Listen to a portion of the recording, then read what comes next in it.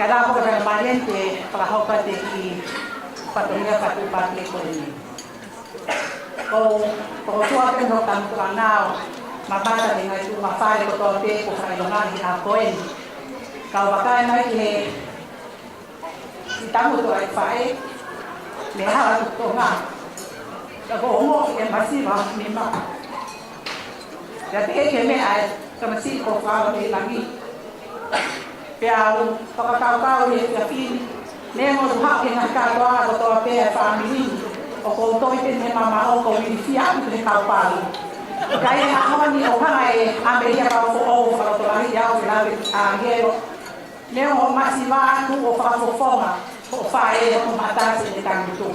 Ya ko ai ka ko ya hon di ka ya me ya ma. Na pe fae ko to le pe ya. Masisi ke dari mai ke he kan tahu munga pe kami ITP inam siko kalau ni lagi ko yang kodate ko ko pe ke si he kita munga ko ni ako ko si ko la pe hala tu tonga to kakato tunga pa ko toa o katoa mai ko ko ya pe ki kau ni si ko pe he fanau ane hu kapau ko mo hena kata ko te mo ko pe palu mo si toka mai ki magalang mo pa pe ki palu mo ko pa mai pe ki ta o lunga ko ni masi la ko ni para ho pa ko ya be malo Maloloka ko tau dalai ala tutong ala to pe iloko